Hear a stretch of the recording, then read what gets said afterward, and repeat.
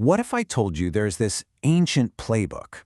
I'm talking about something written by a Roman emperor, but it holds the keys to dealing with all the stress we face in our modern world. Well, today we're going to crack it open. Seriously, just imagine it. What if you could stay totally calm, totally focused, no matter what kind of chaos life is throwing at you? Sounds like some kind of superpower, right? But here's the thing. It's not. It's a skill you can actually learn. And our teacher? Oh, just one of the most powerful rulers in history. Okay, first things first. Let's talk about a feeling I'm pretty sure we all know. That feeling of being completely, totally overwhelmed.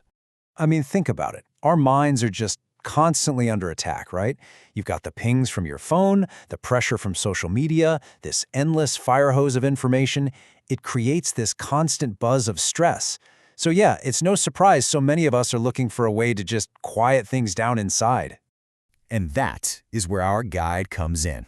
We're talking about an emperor who figured out how to not just get by, but to actually thrive under some of the most intense pressure imaginable. And he did it using a philosophy that's basically built for resilience. Yeah, this guy, Marcus Aurelius, he wasn't some philosopher sitting in a comfy chair in a quiet library. No way. He was an emperor on the front lines, dealing with war, plagues, betrayal, you name it. And that calm he had, it wasn't an accident. It was the result of hard work, of practicing this philosophy called Stoicism, a system for building what you could call an unshakable fortress inside your own mind. So the big question is, how did he actually do it? Well, let's pull back the curtain on the first and honestly the most important tool in the whole Stoic toolkit. This is really the heart of it all. Okay, the idea is deceptively simple, but it is so powerful. Picture two baskets. In one basket, you put everything you have 100% control over. And in the other basket, you put literally everything else. The secret to inner peace, they said, is to pour all of your energy into that first basket and just learn to let go of the second.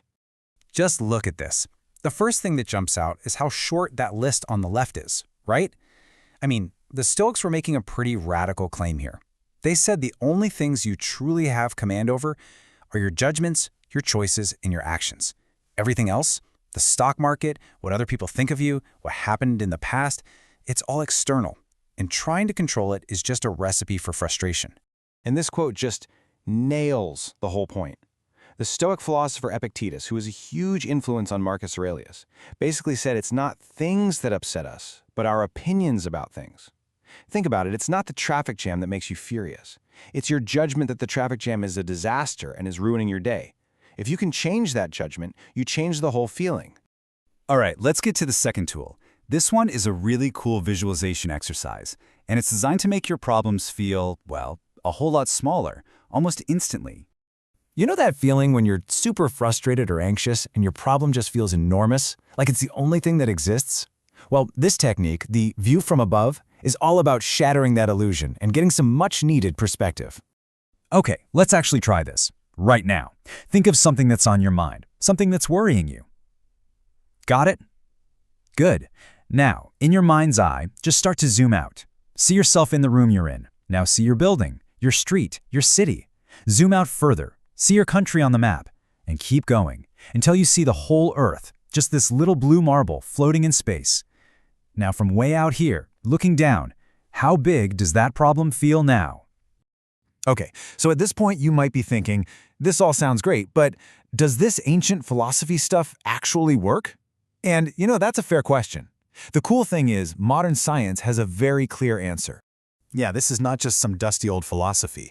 The people who created cognitive behavioral therapy, CBT, which is one of the absolute gold standards in psychology today, they pointed straight back to the Stoics. They basically said, yeah, that's where we got these ideas. So in a way, they didn't invent something new. They just proved, with science, that what this emperor was doing on a battlefield 2,000 years ago really works.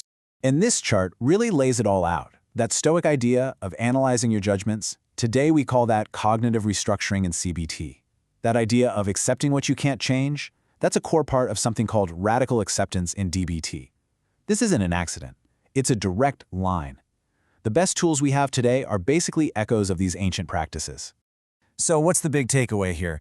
It's that using these tools, the dichotomy of control to focus on what you can do, and the view from above to get perspective, it's not just a neat little thought experiment, it's actual mental training. You are literally building the same kind of inner fortress that let an emperor stay calm in the middle of a war. So I'll leave you with the question that all this ancient wisdom really boils down to. If your mind is a fortress, who are you letting control the gates?